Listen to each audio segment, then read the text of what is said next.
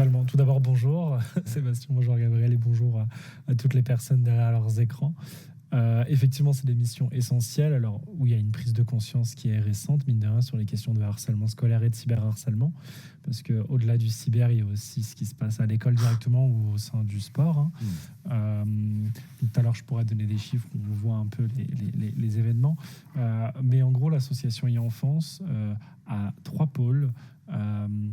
3 actions en tout cas concrètes. Alors une où je vais vraiment être très, très bref, c'est sur les questions des plaidoyers et les questions politiques où on essaye de faire prendre conscience des questions du harcèlement scolaire, du cyberharcèlement, également sur les questions liées à la santé mentale des enfants, donc avec l'hyperconnexion en ligne, etc.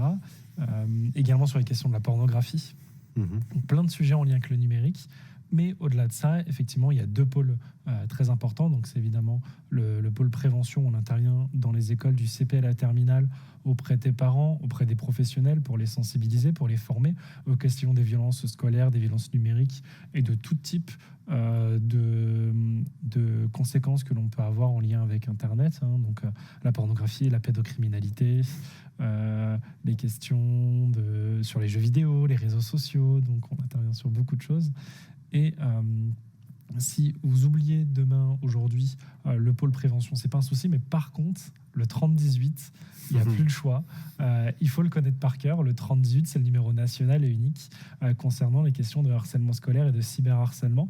Donc, c'est un numéro qui est totalement gratuit, anonyme, confidentiel, ouvert tous les jours de l'année, 365 jours sur 365, de 9h à 23h. Et sur cette ligne, vous avez psychologues, juristes, experts du numérique qui sont là pour répondre aux victimes de harcèlement, de violence numérique également.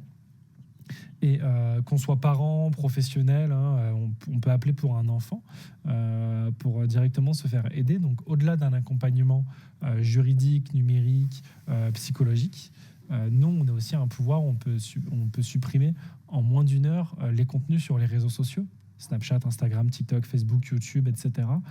Donc, on a cette action qui est directe et concrète, parce que parfois on peut être le meilleur éduc, le meilleur animateur, le meilleur coach du monde et bien accompagner ces jeunes.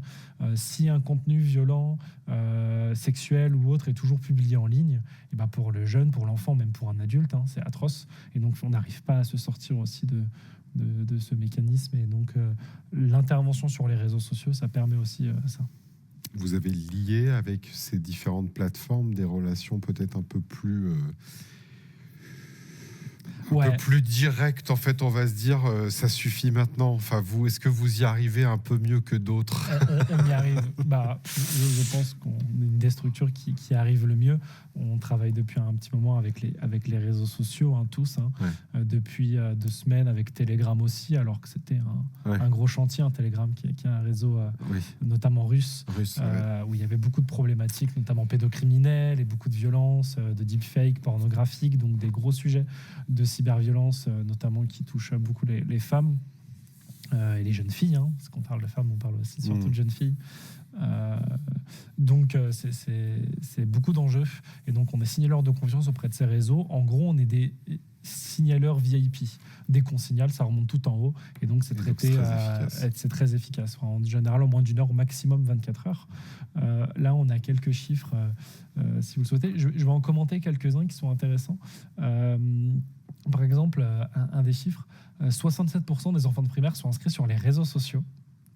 C'est très intéressant. Alors, les réseaux sociaux, c'est interdit avant 13 ans, normalement, et jusqu'à 15 ans s'il n'y a pas un accord parental. Mais pourtant, 67% des enfants en primaire sont sur les réseaux sociaux. On arrive à 93% au collège et 97% au lycée. Donc, finalement, quasiment tous les enfants, à un moment donné, sont sur les réseaux. Et on sait que quand on voit des jeunes qui sont au collège et au lycée, qui rentrent dans l'adolescence, des problématiques d'hyperconnexion sont déjà ancrées, ce qui peut amener derrière des violences numériques aussi plus facilement.